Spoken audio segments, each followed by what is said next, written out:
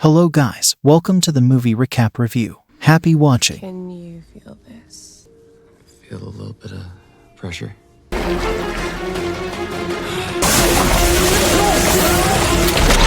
if your daughter was kidnapped, would you wait around for someone else to save her?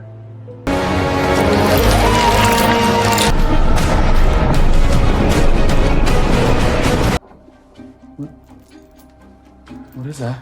What the is that? Nathan Kane starts his day getting ready for work as an assistant bank manager. At the office, his boss, Nigel, gives a motivational speech, calling the employees a family. A young woman, Sherry Margrave, arrives. She has been working there for 4 months. Nathan secretly likes her and smiles when he sees her. Later, Nathan meets with a regular client, Earl, who recently lost his wife, Betty. Heartbroken and struggling financially, Earl fears losing his home and shop. Nathan, wanting to help, quietly delays his paperwork to give him more time. While making coffee, Nathan accidentally spills it on his hand, but he doesn't react. Sherry apologizes and asks him to lunch. At first, he declines, but remembering Earl's words about love, he changes his mind and accepts. During lunch, Nathan opens up about his rare condition, congenital insensitivity to pain. He can't feel pain, even from a stab wound. He has been sheltered all his life and avoids solid foods to prevent injuries. Sherry encourages him to try cherry pie, and he does. She also invites him to an art show, and he agrees to go. That night, Nathan hesitates, but his online friend Roscoe convinces him not to waste the opportunity.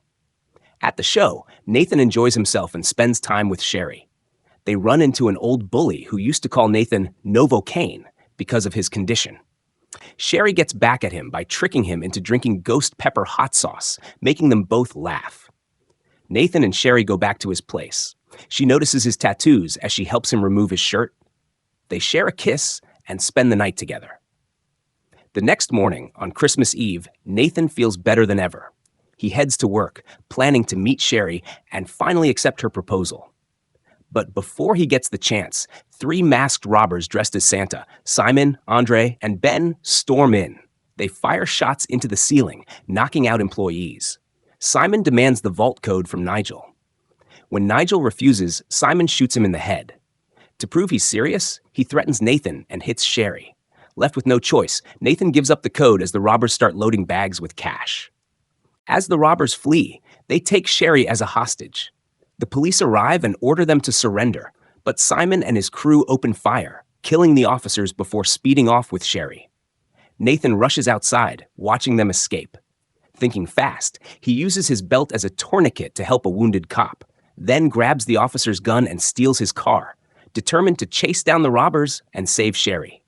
As the pursuit continues, Simon orders Andre to take the car onto the highway, leaving Ben behind to deal with Nathan. The chase leads into a narrow alley where Nathan crashes his car and confronts Simon, demanding to know where they took Sherry. Simon refuses to talk, tosses his gun aside, and flees into a nearby kitchen. Nathan follows, and they engage in a brutal fight. During the struggle, Ben's gun falls into a pot of boiling oil. Without hesitation, Nathan plunges his hand in to retrieve it. He keeps fighting until he manages to shoot Ben in the head. Searching Ben's pockets, he finds a phone with a cryptic text message. Just landed. Were you? Nathan takes a picture of Ben's tattoo and sends it to his online friend Roscoe, asking for help identifying local tattoo artists who might recognize the design. Meanwhile, back at the bank, detectives Mincy and Culturing arrive to investigate.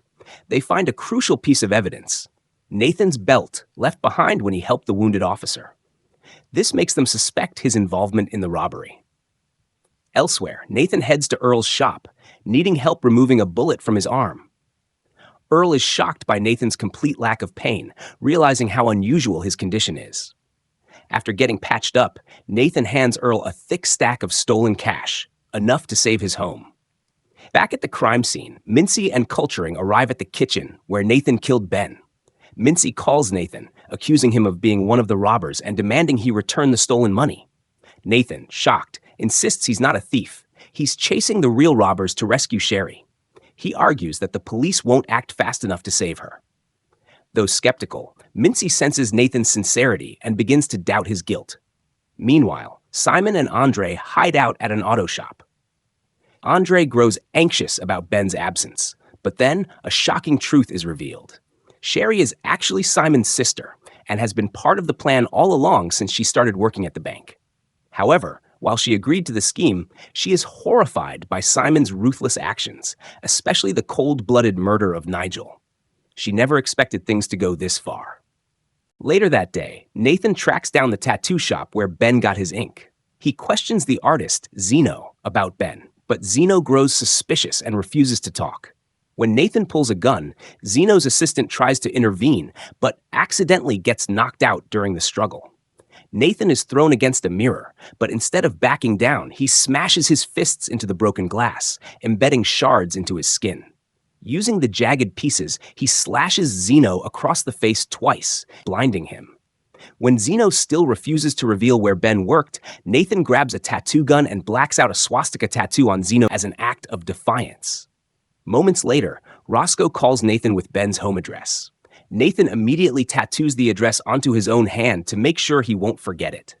Meanwhile, at the auto shop, Andre listens to a police scanner and hears that Ben is dead, killed by a skinny guy in a suit. Simon realizes they're talking about Nathan, and Sherry immediately understands that Nathan is coming for them. Furious, Andre vows to avenge his brother. Nathan arrives at Ben's house, only to find it rigged with booby traps.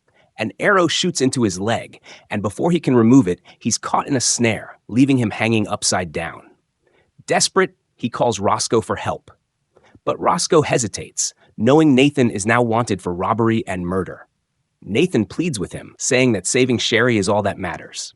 "You're my only real friend," he tells Roscoe. Touched by his words, Roscoe agrees to come in 10 minutes. Unfortunately, Andre gets there first. He tortures Nathan, seeking revenge for Ben's death, but Nathan fakes his reactions, pretending to feel pain. Just as Andre is about to gouge out Nathan's eye, Roscoe arrives and knocks him out. A brutal fight breaks out. Roscoe tosses a knife to Nathan, but it stabs through his own hand. He then turns the blade on Andre, jamming it into his foot. As they struggle, Nathan locks Andre's head between his legs and forces the arrow deeper into his own leg until it pierces straight through and into Andre's skull, killing him. As police sirens approach, Roscoe creates a diversion, allowing Nathan to escape. The cops arrest Roscoe, but before he's taken away, he tips off Mincy and Coltrane about Nathan's next move.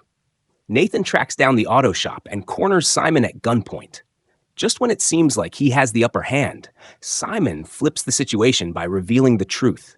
Sherry is his sister, and she was in on the robbery from the start. Nathan is stunned, giving Simon just enough time to seize his weapon. With a brutal strike, Simon knocks Nathan out and pins his head to the ground, pressing down hard. Sherry, shaken by how far things have gone, refuses to be a part of it any longer. She chooses Nathan, wanting out, but Simon won't allow it. Cold and unrelenting, he raises his gun, ready to kill her. Just as he pulls the trigger, detectives Mincy and Coltrane storm in, firing. A bullet slams into Simon's side, stopping him in his tracks. Barely conscious from his injuries, Nathan is loaded into an ambulance. The officers handcuff Sherry, but before they can arrest Simon, he suddenly shoots Coltrane in the neck and Mincy in the side. He then grabs the stolen cash, kills several paramedics, and hijacks the ambulance, with Nathan still inside. Meanwhile, Sherry helps Mincy to her feet and joins her and Roscoe in chasing after Simon. They realize he's heading for a boat to escape with the money. Nathan wakes up in the ambulance and quickly breaks his thumb to escape the cuffs. He spots a defibrillator, grabs it, and shocks Simon in the head, causing the ambulance to crash. Simon overpowers Nathan and beats him badly, even breaking his arm so the bone sticks out. Sherry arrives and shoots Simon, but he quickly overpowers her after a brief struggle. Just as Simon is about to kill Sherry, Nathan injects himself with adrenaline, ignores his injuries, and uses his exposed bone to stab Simon through the jaw, killing him instantly. Nathan collapses as medics rush in. Weeks later, Nathan wakes up in the hospital from a medically induced coma. Roscoe is by his side, and Mincy soon arrives. She tells him he should be facing years in prison, but since he saved her life, and because he's a white guy who works at a bank, he only gets 6 months of house arrest. A year later, Nathan and Roscoe still game together, but this time, Nathan logs off early for a date with Sherry. She's still in prison, but will be released in 8 months. They share a slice of cherry pie, just like on their first date. As their time together ends, Nathan takes a bite, savoring the moment, and smiles. And that's the end of the story. I hope you liked it. Comment down below what movies do you like us to recap next. Thank you for watching. Don't forget to like and subscribe. Until next time.